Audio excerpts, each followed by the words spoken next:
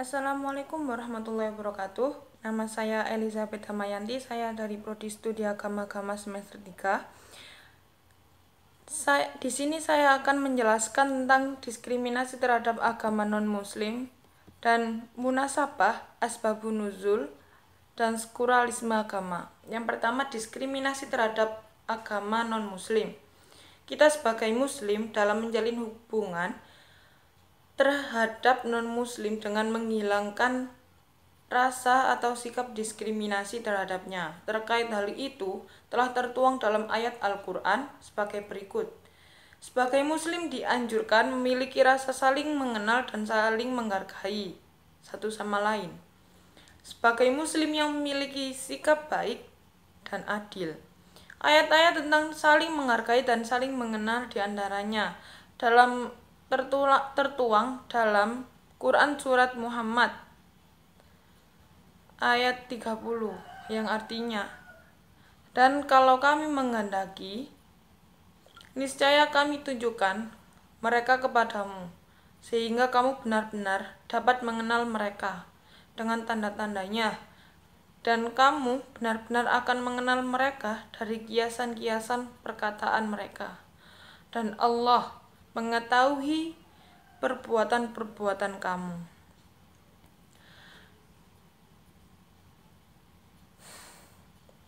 Atau, dan kalau kami menghendaki, niscaya kami tunjukkan kepada mereka. Atau kami kenalkan mereka kepadamu. Kemudian, lam taukid diulang pada firman berikutnya, kepadamu, sehingga kamu benar-benar dapat mengenal mereka dengan tanda-tandanya. Tetapi Allah tidak berbuat seperti itu kepada orang munafik, supaya jangan menyakiti atau jangan disakiti oleh kerabat-kerabat mereka yang ikhlas. Korelasi dengan tema diskriminasi terhadap agama non-muslim, konteks ini Quran Surat Al-Hujurat ayat 13 pada mulanya turun karena terjadi peristiwa seorang budak yang hitam melakukan azan di atas Ka'bah. Namun ada seseorang yang merasa tidak pantas akan hal tersebut, sehingga turunlah ayat ini.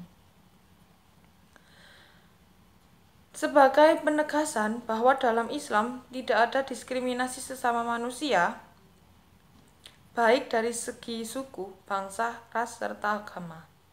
Kemudian turunnya Quran Surat Al-Mumtahanah ayat 8 berkenaan dengan peristiwa yang menegaskan bahwa Allah, karena keberagaman ada, bukan untuk saling meneror, memaksa, atau membunuh.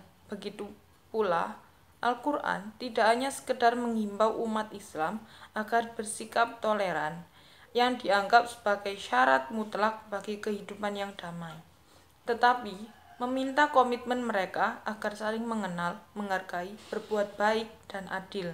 Bukan dalam arti dapat menerima orang lain saja, tetapi harus menghormati budaya, kepercayaan, dan perbedaan peradabannya.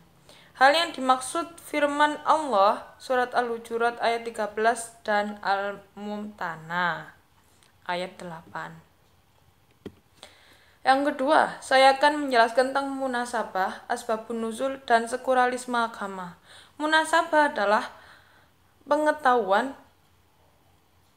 yang menggali hubungan dalam Al-Quran. Hubungan yang dicari adalah relevansi antara ayat dengan ayat dan surat dengan surat. Pada umumnya, para penulis yang menjelaskan tentang munasabah antara ayat dengan ayat tidak ada perbedaan yang mendasar. Macam-macam munasabah antara ayat dengan ayat, munasabah antara surat dengan surat. Metode yang digunakan untuk menggali munasabah ialah menelusuri hubungan surat dengan surat atau ayat dengan ayat melalui ilmu munasabah.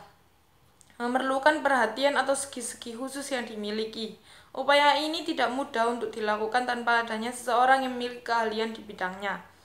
Adapun pengertian yang dikemukakan oleh As-Sabuni, asbabun nuzul adalah peristiwa atau kejadian yang menyebabkan turunnya satu ayat atau beberapa ayat, mulai yang berhubungan dengan peristiwa dan kejadian tersebut. baik berupa pertanyaan yang diajukan kepada nabi atau kejadian yang berkaitan dengan urusan agama. Sekularianisme sendiri adalah sebuah konsep yang memisahkan antara negara dan agama,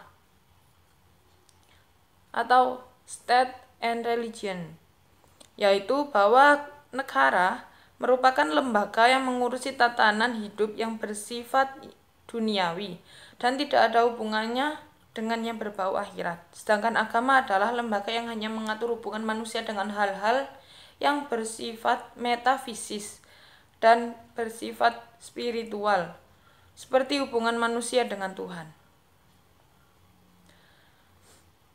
Hanya itu yang dapat saya sampaikan. Selebihnya saya mohon maaf jika ada kata-kata yang kurang berkenan. Wassalamualaikum warahmatullahi wabarakatuh.